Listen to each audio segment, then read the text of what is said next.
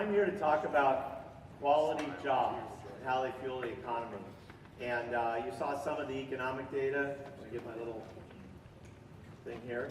But we're going to discuss and develop ideas on how to create more quality, high-paying jobs in the region.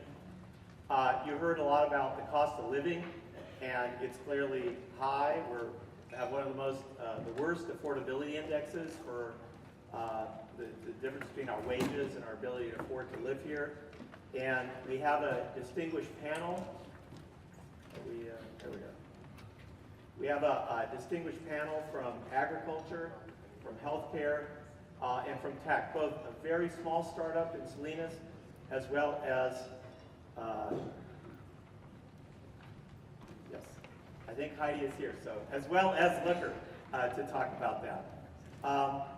And also, there's many people here in the audience who have fantastic ideas about this topic, so we want to hear them during the discussion. I'm just going to take you through 3 quick slides. Chris hit on this a little bit, but I think it's important before we start to just get the context of where our jobs are today. Some of the slides, and some people have asked me, will Chris's slides be available? Yes, we'll put them on the website. I know that you weren't able to discern all of those charts immediately as he breezed through them. But let's look at Monterey County first off. It's an economy that's mostly based on agriculture. That's the largest segment, almost 30%. State and local government. In Monterey County, the county is actually the largest employer. Leisure and hospitality, we have things like Cannery Grove, Pebble Beach Company, the aquarium, and also a large education and healthcare sector. Dominican, CHOM, not Dominican, CHOM, Salinas Valley Memorial, and Natividad. And then you see there retail, trade, professional services, and in that 19%, federal government is actually only 3%. You have construction and wholesale as well. So that gives you a sense of where the jobs are today. What about Santa Cruz County?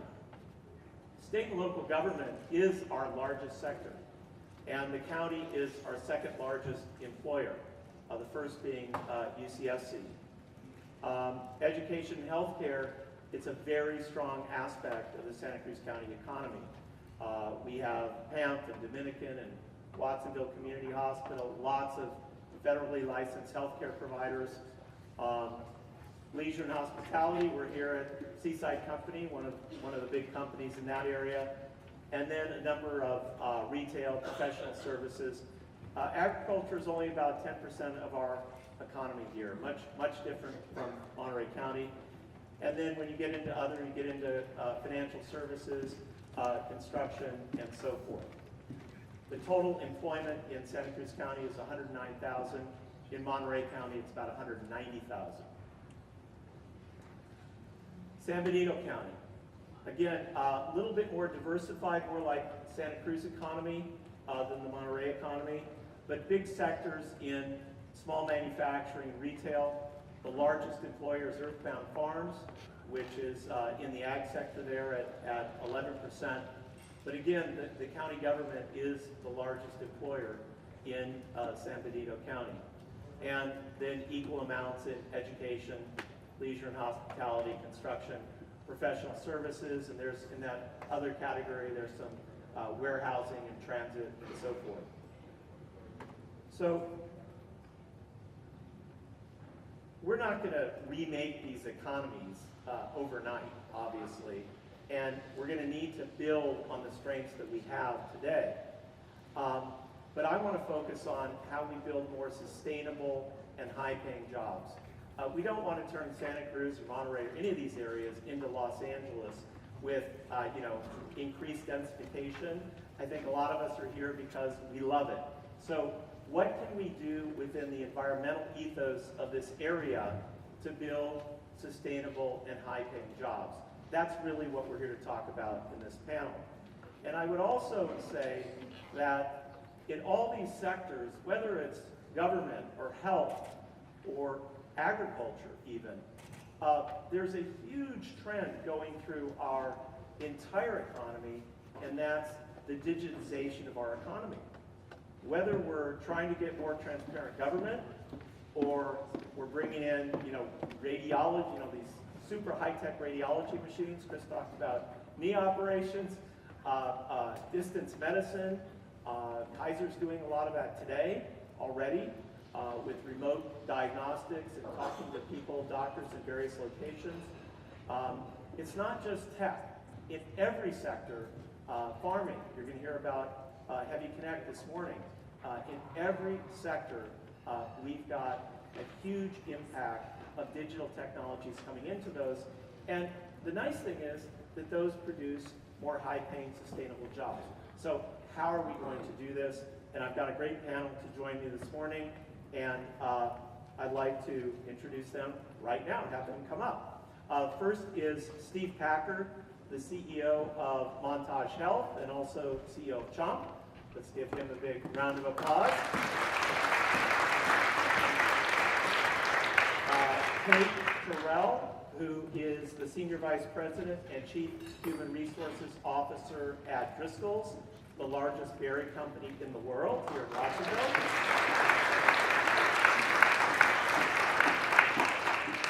Rivka Garcia, who's a product manager at a small software startup in Salinas called Heavy Connect, who is doing process automation for field operations. Rivka.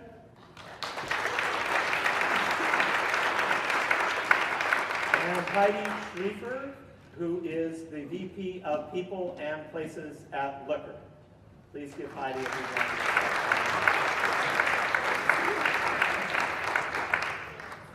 All right, let me pull my chair up here, and we'll get started. So the first thing I thought, I'm not going to introduce our panelists any more than I have. They have illustrious bios in your programs, but I would like to. Oh. Our seats is not working. Here, Rivka, why don't you take my seat?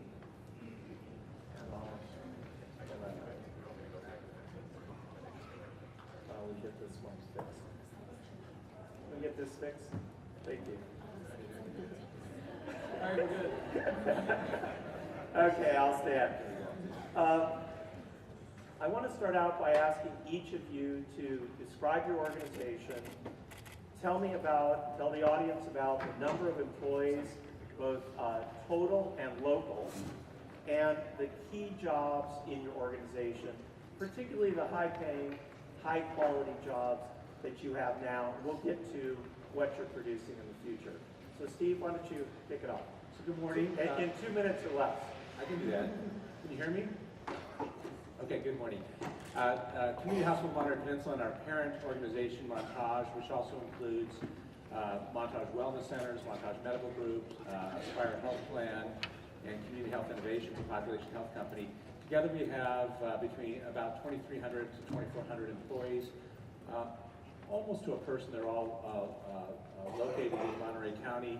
And for the most part, the vast majority of our employees live in Monterey County as well, though we do have what seems to be an increasing number commuting from Santa Cruz as well. Our scope of jobs that are available and that we are sourcing is what you might expect to see in traditional healthcare. So obviously, we're always in search of people who are trained in labor and delivery nurses, OR nurses. The areas that that we see future and today current job needs include clinical lab scientists, individuals with HIT background. That's an area of considerable growth. Health information technology, and in addition, care managers, so people who are trained or who are interested in helping patients with chronic illness navigate their health across a continuum, inpatient and outpatient, and advanced practice clinicians. So nurse practitioners and physician assistants are areas that we are particularly interested in sourcing and growing their footprint in our organization. Okay, I'm back at my chair. You got your check. All right. Kate. So again, thank you for having me.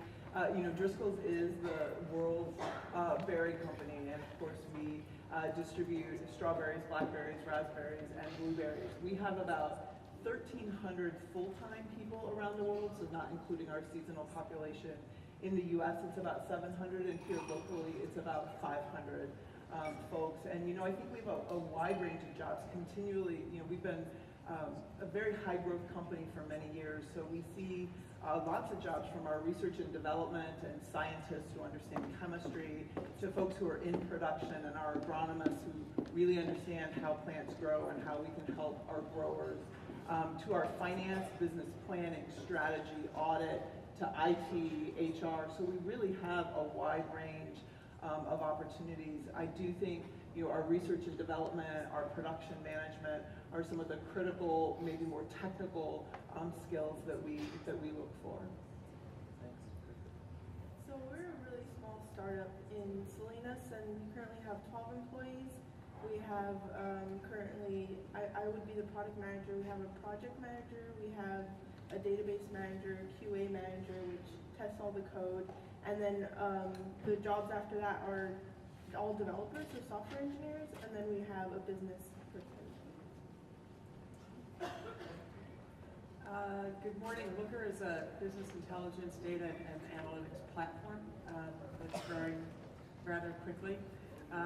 So that means that we need everything. Everything from engineering, product managers, data analysts, anyone who is data literate, we're going to want to talk to marketing, sales, professional services, you name it, we probably need it. Okay, great. Now, the next question is, what jobs are you creating now? What jobs do you see coming out in the next 5 years, either different or the same from what you have today? Yeah, I think that the jobs at Looker that I find most unique, that I hadn't really come across as much in my career, are customer support people, because we have a very unique approach to customer support. Our customer support people are incredibly data literate. And the level of troubleshooting that they can do for a customer is something like I've never seen. Professional services. These are people with this unique combination of being very data literate and having great consulting skills, so that they can help customers who have just bought Looker get off to a very quick start.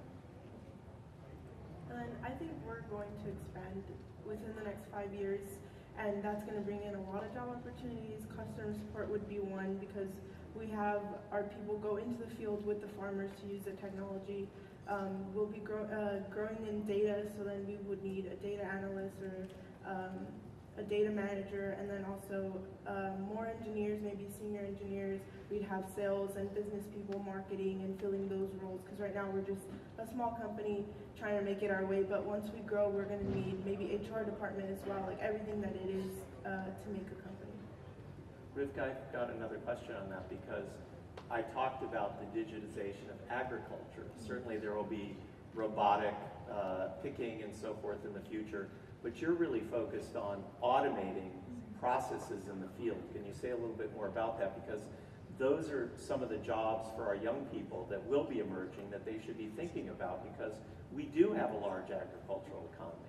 Yeah, so we wanted to start off with the farmers and what their day-to-day looks like. We don't want to replace anything right now. We're just making their processes better by automating them. Eliminating paper is the way that we see it. Everything is through a mobile device or through their phone, and that way they can do their job quicker, but not eliminating their job. Yeah, I don't know that I would see radically different jobs in the future, but I do think as we continue to grow and as we continue to see expansion, that ability for people to have well-rounded experiences. So you think about that general manager capability of, have they spent time in supply chain or understand how production works, and they're able to connect the dots for us as we become, as we continue to grow our global footprint, and being able to deal with some of those complexities, I think becomes even more important for us as an organization. But specifically, what areas do you see growing a lot? Yeah, I think as we look at our, continued in our research and development, I think as we think about our production management and our supply chain, I think we will continue to see those types of opportunities in the future. I mentioned some of the areas that are particularly high growth or that we have a need in, and those really relate to primary care providers, both advanced clinical practitioners and primary care physicians. An area that I think that we're spending a lot more time hiring, and that there's been, on a proportional basis, a lot steeper growth in the last 3 months, and we'll see over the next few years, really relates to healthcare information technology. We've just signed on with Epic, and we're building about a 90-person team. About probably half are incumbent clinical subject matter experts within our organization, and about half are people with programming and analyst skills and training skills that we're bringing in from the outside. It's been pretty interesting, though, to see people who have backgrounds in environmental services or in nutrition services or in security, what are traditionally considered our entry-level positions in our organization, testing and competing and winning positions to get trained in an Epic implementation. So it's been an interesting journey to see the opportunities that exist for people within the organization to gain a whole new set of skills, a whole new skill set with the implementation and the build of a new electronic health record. So yeah, the electronic health record I mentioned earlier, this theme of digitization throughout every one of our industries. Maybe you could just comment on Epic a little bit, but other areas of that, and for the rest of you as well. I know that's your business side, but I'm sure it's affecting all of you. How is it affecting you? Well, I think the drive for digitalization in healthcare is driven first by patients and consumers. I think it is, you own the data, you want to be able to see your own health record, you want to be able to see it on your mobile device, you want to be able to see it now, you want to be able to interact with your healthcare providers, see results, schedule tests, communicate, text back and forth with providers. So there's a relatively limited set of EHR solutions nationally that can really coordinate and consolidate a health record across geography and across different care settings. And the one that I think people in Northern California are the most familiar with is Epic, simply because Kaiser's using Epic, PAMF uses Epic, Sutter & Large uses Epic, UC uses Epic, Stanford uses Epic. So it's really taken gained much more market share in the last say 5 to 10 years. So it's become, I think,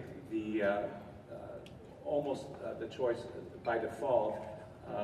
Simply, most people now get out of training in residencies, men and women who have finished their residencies or fellowships in any academic medical center in the United States in the last 5 to 10 years. That's been the system that they've grown up with as well. So for us, it was a clear choice. It's just a very expensive and complex build, which will take us about 18 months. I know at our previous conference, we had Driscoll's talking about the sort of the quality control in the entire supply chain that's being digitized. Maybe you could just spend a little time on what is happening in your business in that regard. Sure. I think, again, when you think about our supply chain, from the berries coming out of the field, coming into how we distribute them, having that data flow and making sure that is electronic, so we have the right data in the right places and we can look at it, we can analyze it, and we can make sure things are shipped is really important. And we actually just made a major delivery of one of those big programs here in the U.S. to really help ensure that the digitization, I guess you could say, of our information within our supply chain is really driving value and helping us become much more efficient and, quite honestly, effective in terms of how we're able to get our berries to our customers and ultimately to our consumers. Heidi, maybe you could just mention a little bit about Looker. We went to Looker 2.0 on the MBEP website with all of our visual data now. We just put that up yesterday, so you're right at the center point of all this. Maybe you can describe that a bit. Yeah, you've heard both Steve and Kate and Rivka make reference to data, and there's just so much data there now, and what Looker does is help companies try to make sense of all of that data.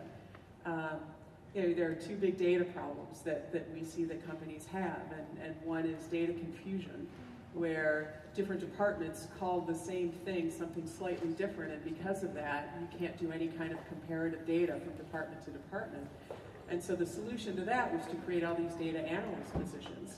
And these were people who would do all the work behind the scenes to try to make sense of all of that data.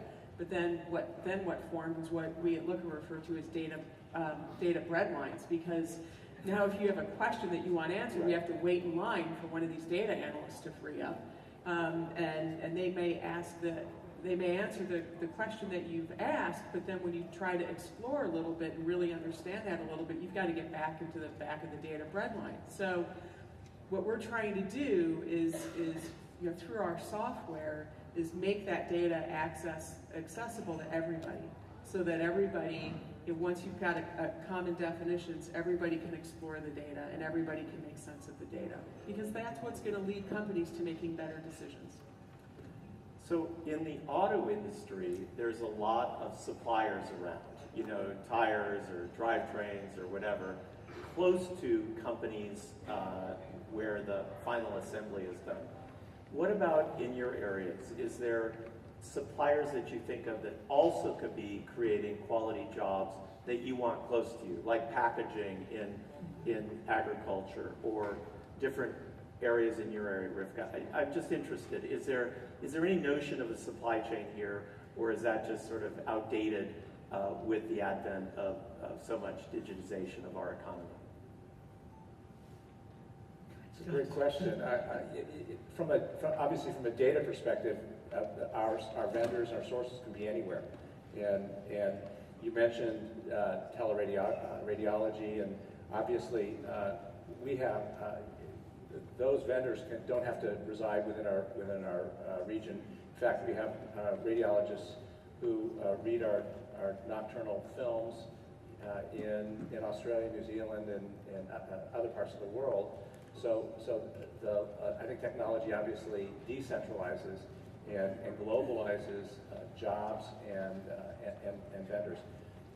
I can't really think of a lot of something analogous to car manufacturing where we need source. Obviously, we source food and all of our those types of nutritional supplies locally, but that's probably it.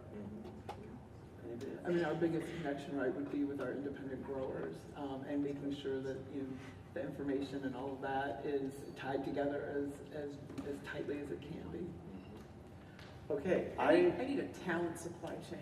Yeah. Talent supply chain. Okay, well, we're going to go to talent right now, which is, Rivka, let's start with you. Where do you source? You talked about new engineers.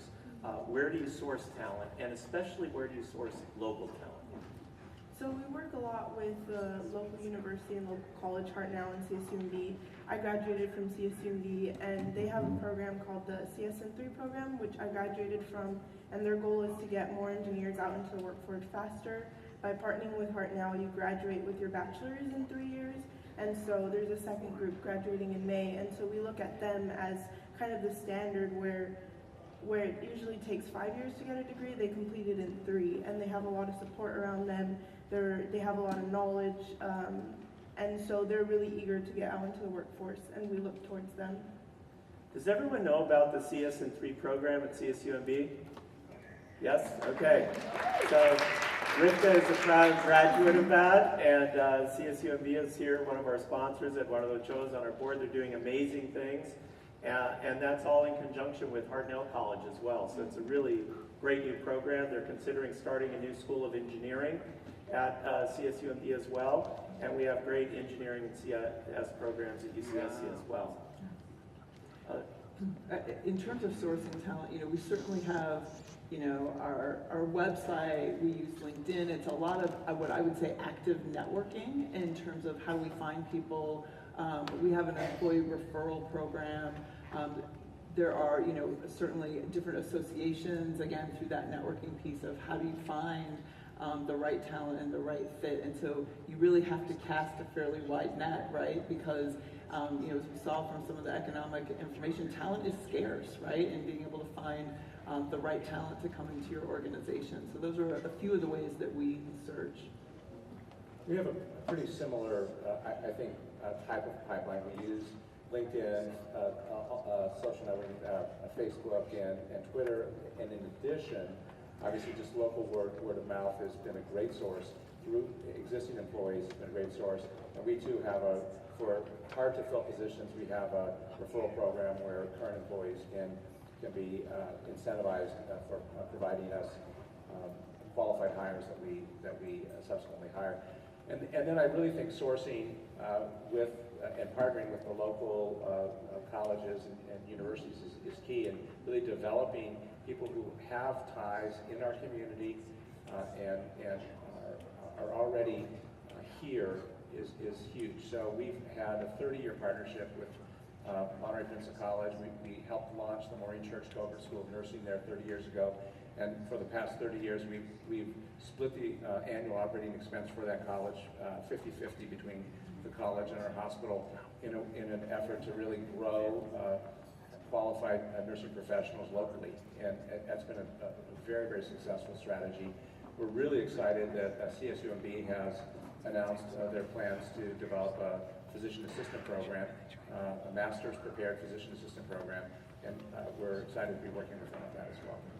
Cool. Heidi, you're drinking from a fire hose right now for talent. Where do you find it? Over half of our hires come from employee referrals, which is phenomenal, because the likelihood that they're going to work out is much higher than just hiring people blind. The main feeder jobs for us are our people in customer support, which we refer to as our Department of Customer Love, and our sales development reps, and they come, Department of Customer Love, we get a lot of them from UCSC. So we have a really strong relationship with UCSC, San Luis Obispo, UCSB, and CSU Monterey Bay. And then LinkedIn, not so much. We get a little bit more targeted when we're looking for engineers. We'll spend a lot of time on GitHub, which is where engineers, if they're really active, are checking in code, and we get a chance to see them that way. So you guys are all great, whether small or large organizations in this region, for hiring. If you have something to say to young people, how should they approach you? We mentioned referrals, like everyone doesn't know someone at Looker, right? So there's 300, 200 employees? We're about 210 in Santa Cruz, 300 worldwide. Okay, so the 210 in Santa Cruz, hopefully if you know them, great. But if you don't know them, what should people do to approach your companies? And as they're thinking about the kinds of qualities they need going forward, what are you looking for? Go ahead. So it depends on how young they are when you first have that conversation. But obviously, I think first and foremost, we really want to emphasize education and pursuing a STEM education as much as possible. For people who are in high school or in community college, we encourage volunteering as well, just so that they can get a sense of what kind of opportunities exist in a healthcare environment and really decide if they have a passion and an interest for serving others and for providing healthcare, and then developing an education path for those individuals to eventually come to work for us. We also have found, as I mentioned earlier, that sometimes people will simply find an entry-level job in our organization that does not require advanced training, and that can provide an alternative pathway for advancement in an organization. You come in as a PT and decide that that physical therapy is something that really speaks to you. You go back and as an employee, we provide scholarships. You can go back and get your physical therapy degree. So the good thing is to get your foot in the door. Yeah. Get at the table. It might not be the head table, but get at some table at the company. Sure. Yeah.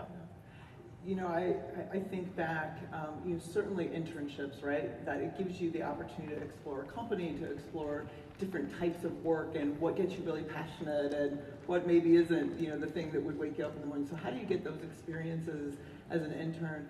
I would still counsel any young person, it is about networking, right? So who do you know? Because while you can go out to our website and certainly see our open opportunities, you never know what might be in the pipeline on down the road, that if you're having a conversation, that great entry-level job that's a perfect fit could be coming down. So encouraging them to network. And, you know, technical skills are really important. Does someone know finance or know agronomy or have really great research skills? But I also think about folks' values and then their leadership competencies, right? Are they someone who has a bias for action and who thinks very big picture and is good at managing change in organizations? Because we know we're in a day and age where change is a constant for us, right? And so how do they demonstrate those skills just as much as they demonstrate their technical knowledge?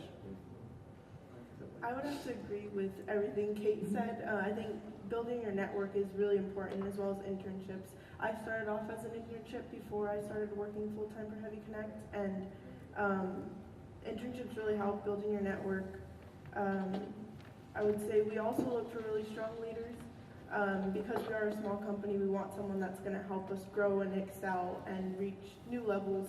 And I think right now, because we are smaller, we really look for engineers who know ag and know technology so they can help us grow. You know, internships has been mentioned several times already, and you know that MBEP, along with all of our partners, UCSC, CSUMB, Hartnell, Cabrillo, both community foundations in both counties, the Santa Cruz County Business Council, we've all collaborated to put the Monterey Bay internship site up. Kate mentioned it this morning. So if you're a business in the room and you're looking for interns, particularly as summer is coming up, please post your internships on the Monterey Bay internships. We're up to about like 70 placements or so, but our goal this year is over 100 incremental placements. So the internship is the new job interview. So please, please post. Heidi. From a tech, we used to talk about becoming computer literate, and now I would say you got to be data literate. And so for Looker, that means learning SQL, which is a structured query language. And you can go on to Khan Academy or a number of other online places and take a basic SQL course. So that helps you understand structured relational databases. That is what we're looking for from a technical perspective. From a non-technical perspective, we're looking for makers. We're looking for people who have made something. I mean, and it could be, you know, they've made an app, because that shows a level of creativity of thought that sets one apart from the others. And for others, it could be, you know, they made a home business. They created something from nothing. Those are the two things that we look for the most. Okay, let's get a little bit more provocative now. What are the workforce challenges in the Monterey Bay region? And there are many elected officials here. MBEP certainly cares, our partners care. What can we do to help solve them collectively? I mean, housing is certainly, and we've already talked about that quite a bit today. I mean, that is a real challenge, particularly, you know, whether it's someone here and making sure they're able to stay here because they can afford to live here, or bringing talent in. I think having housing is a really big challenge for us locally. I also, you know, for us, it is continuing to build some of the technical skills, whether that's agronomy, that's, you know, research, all of those types of things. Finding that technical talent to be able to grow with us as our organization grows is another big challenge. I think for us, it definitely housing, but more broadly than housing, is making this area an attractive place for people 25 to 45 to live. And that includes, you know, in addition to affordable housing, just a certain level of infrastructure that we don't have for people of that age compared to over the hill. Things to do. I mean, we have no problem getting graduates from UCSC to start working at Looker, and they're happy to be in Santa Cruz for about another 2 years until they say, I've been to every restaurant. that there is. I've been to every bar that there is. I really just need to leave and go do something else. So it's creating a more attractive experience for people of that age group. I would have to agree with Heidi, and because we're so close to the tech hub, which is Silicon Valley, a lot of times when students graduate, they want to get as much exposure as they can, so they move into San Francisco, San Jose, and get those higher level jobs where they get that exposure, and that's one thing we struggle with. Although we do have a growing critical mass. You know, we have, not just in tech, you know, of course we have Looker, we have Amazon, we have Product Ops, we have Full Power, we have Plantronics.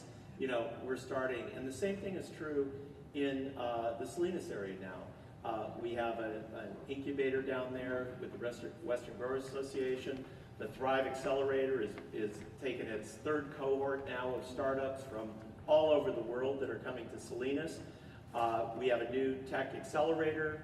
Heather Putnam is doing a roundtable discussion this afternoon. So there's a lot of incredible stuff going on that will give us more opportunity. One of the big things in Silicon Valley is you can just drive, you know, to another parking lot for a new job. I used to say you can change your job without having to change your carpool. Exactly. So, you know, again, I think it's important to note tech is still a tiny part of our economy, but the technologies that are important that you're looking for Epicor, that you're looking for your supply chain, you know, we need to attract those people as well. So, Kate, you were going to say something? No, I think that's absolutely true, right? We've got a uniqueness here, right, about being on the ocean and what we have to offer. And when you can offer really great career opportunities, I think you can bring the people in. So how do we get better at sharing all the wonderful things that there really is about being over here to bring in that talent?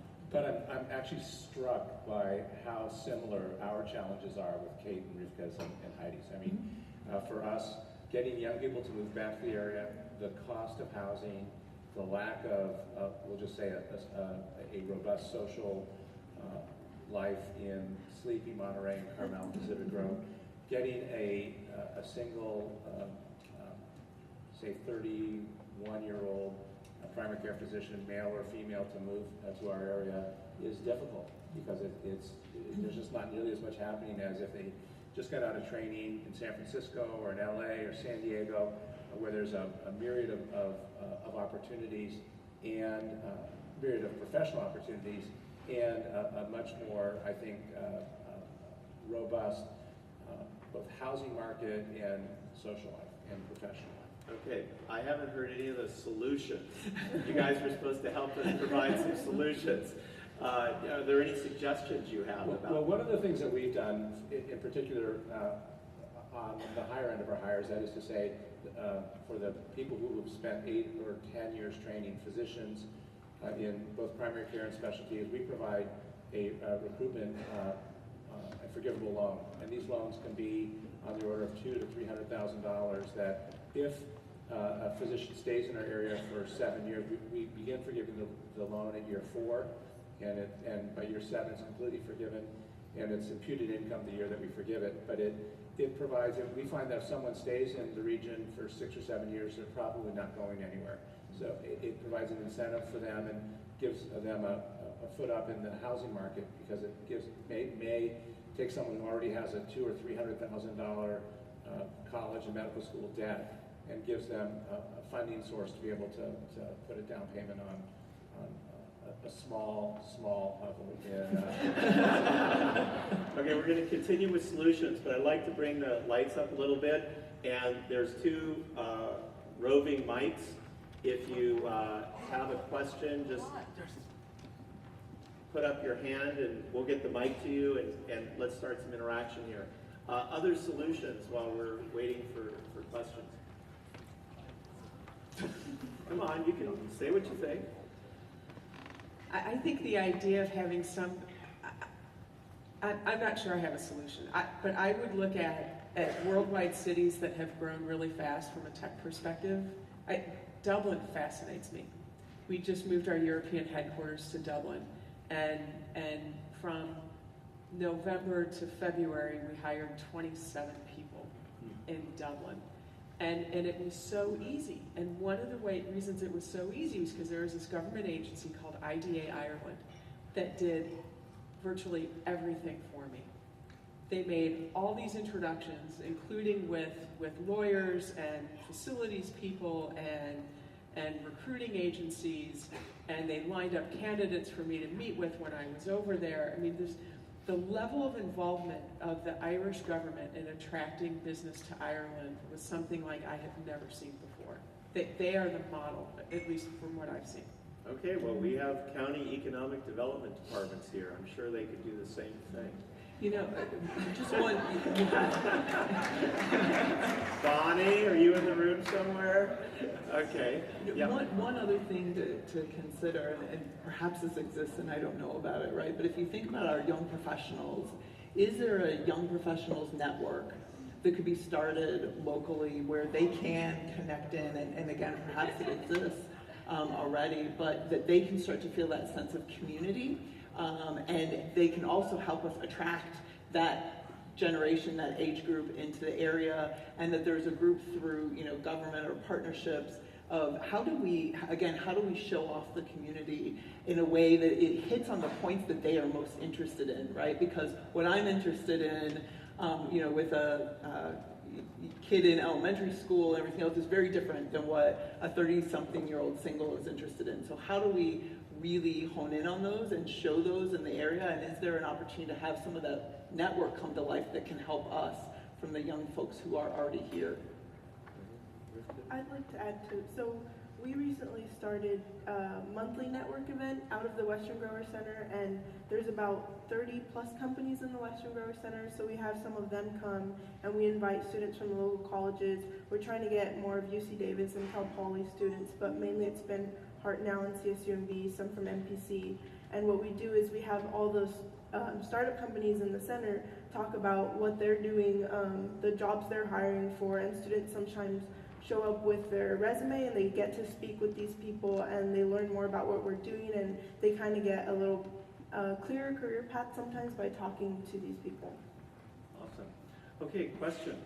Yeah, this is such a healthy area that attracts surfers and bikers, and why don't, I mean, can they look up from their desks and go out and enjoy the outside that we've got?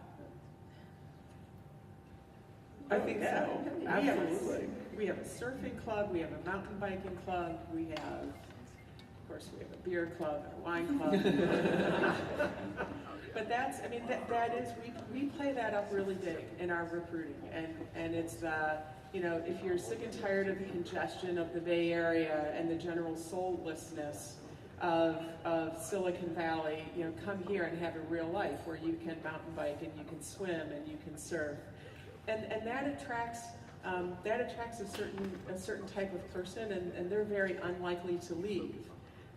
But there is this element of FOMO that I think, that fear of missing out. There's an element of fear of missing out that people at that point in their career have at the idea of not being in the valley. And so I think, you know, Rivka was talking about it and building community among that group of professionals to lessen that fear that they might be missing out by not being over the hill. Okay, yes. Hi.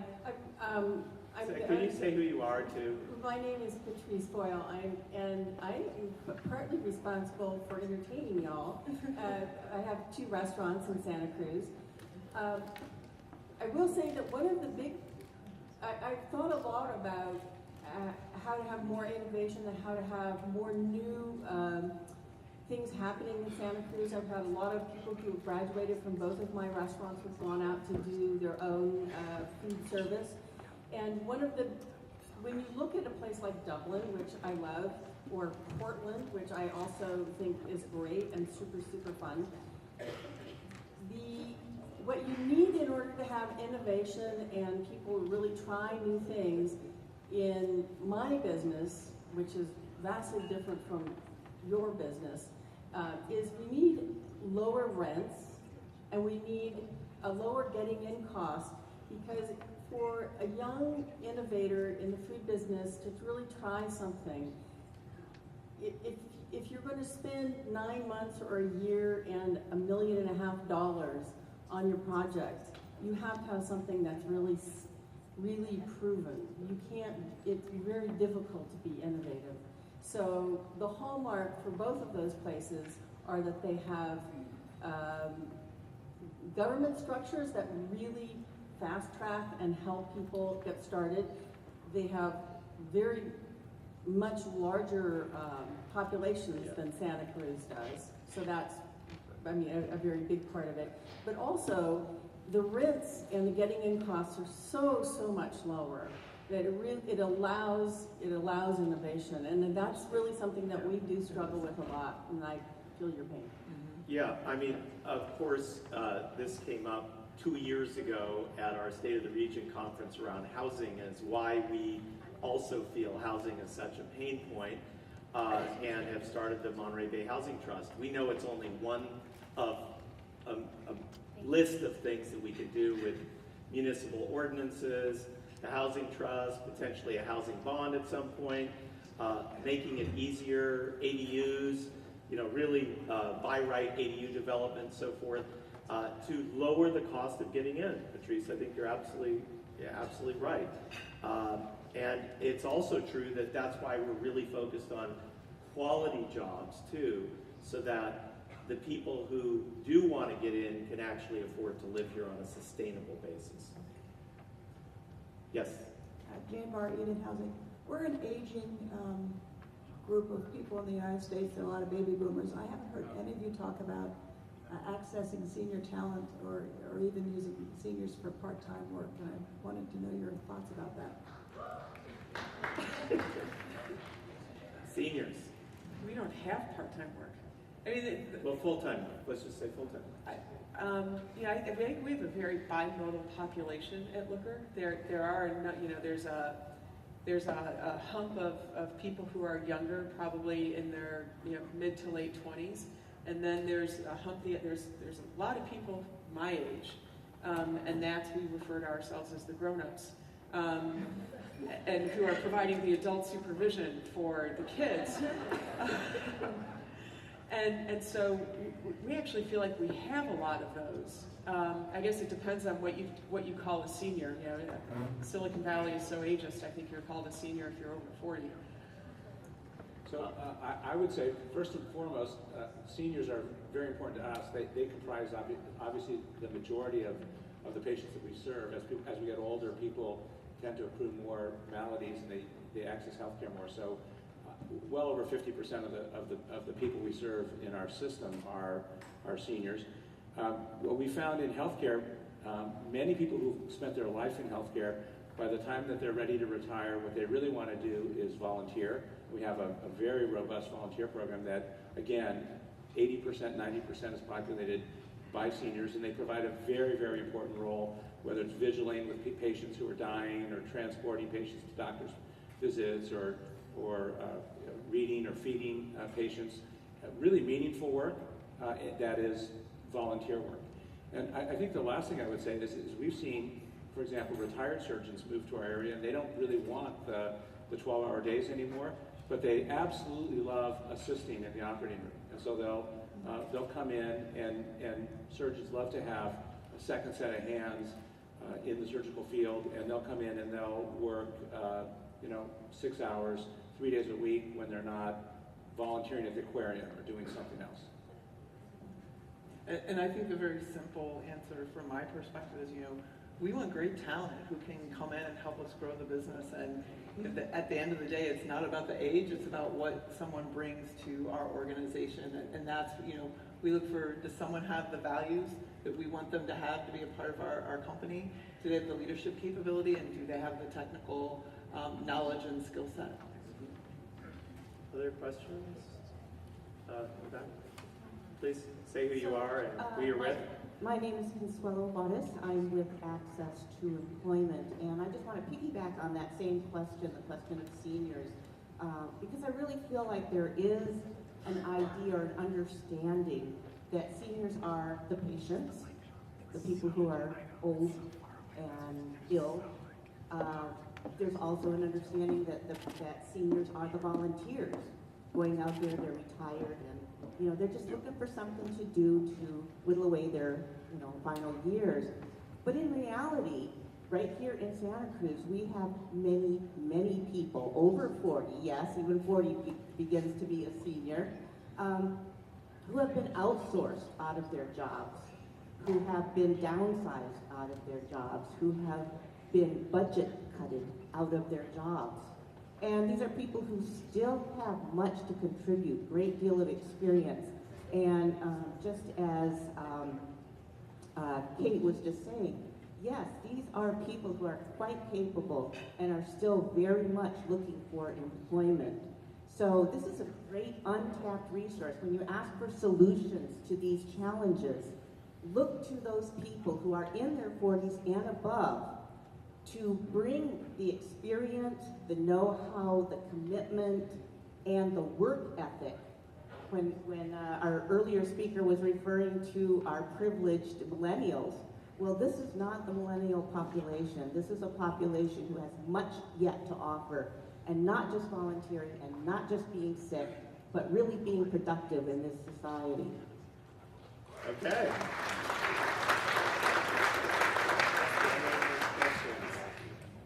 Yes. Michelle Neely-Skolas from Plantronics. So mine is Can more you of a turn the mic up a little bit? I think we're having a hard time hearing in person. Yes. Mine is more of a solution. And so when I think about the concept of how do we attract the right talent within the area, my thoughts are about our high schools from the counties that we exist. They don't know that we're here. And how do we reach out to those forums of students through a consortium where we talk to these students in some of the finest private schools and public schools in the area? How do we talk to them about taking their raw skills and their loves of life and teach them and talk to them what it would mean in your company? And I think we have a ton of students that leave because nobody's talking to them.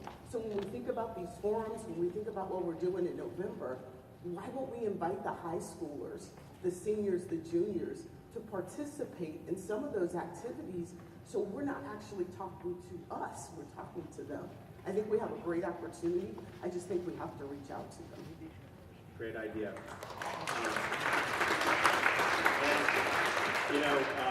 MDEP has been very involved in getting Digital Nest started. They're out in our marketplace.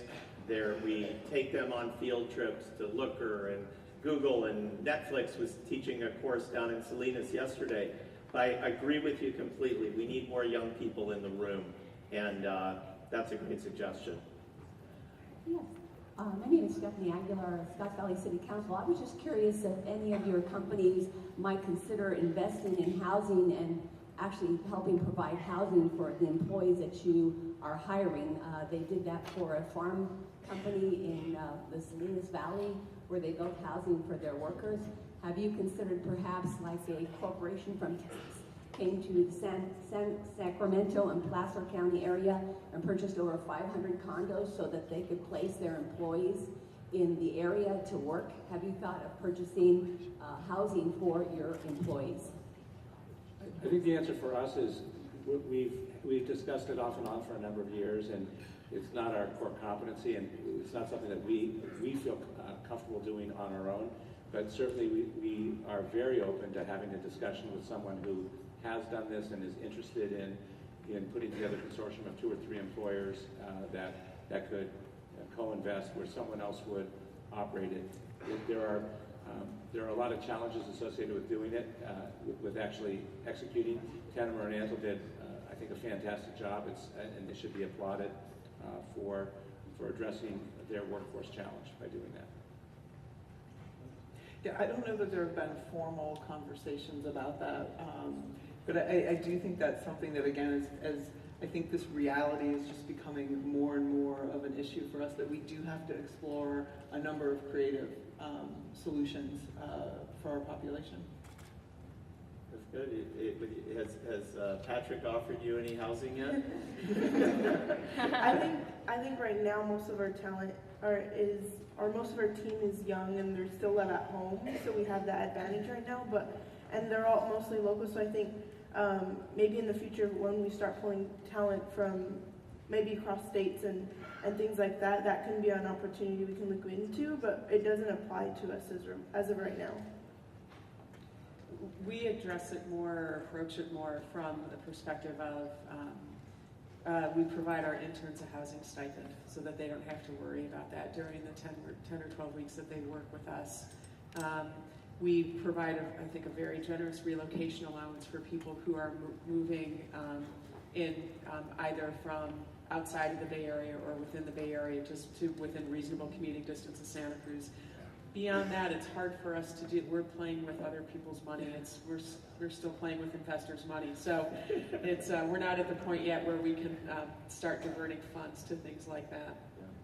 I would say in response to that there are 2 other farm worker housing projects in the pipeline.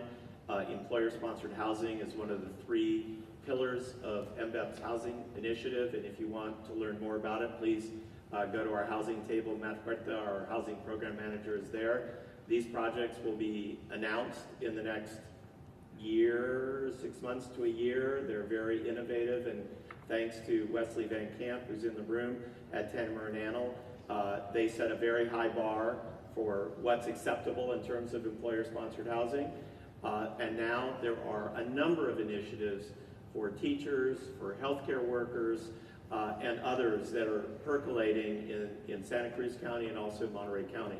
So stay tuned for more. I think a lot of employers are getting engaged on that topic, and hopefully we'll see some fruits of those labors shortly. We have time for one more question. Yes? Hi, my name is Alexandra Seville, and I'm the Assistant Director of Business Development for UCSC. And I'm really appreciative that you touched on the challenge that a lot of young professionals face in terms of networking with one another. I moved here to Santa Cruz about a year and a half ago, and it was also a challenge for me to meet other young professionals, especially in my sector, because I used to formerly be in the government side. So I actually started my own organization called New Wave Networking, and ever since then we've actually hosted 3 events, one of which we partnered with the Santa Cruz Warriors over there at the Kaiser Arena, and we've had over 60 to 70 young professionals come out and network with one another. Some lookers that had come out especially too. So I just kind of wanted to offer that as well, that we're also looking to expand. That's great. Thank you. Okay, we're back on schedule. I'd like to thank Steve and Kate and Rivka and Heidi for a very stimulating conversation. Creating quality jobs is hard work, and it's not going to happen overnight, but I think all of these organizations are taking a different tact on it. And I was really struck too about whether we're in ag or healthcare or tech, how similar the issues are across all your businesses. So if you could please thank our panelists, and thank you.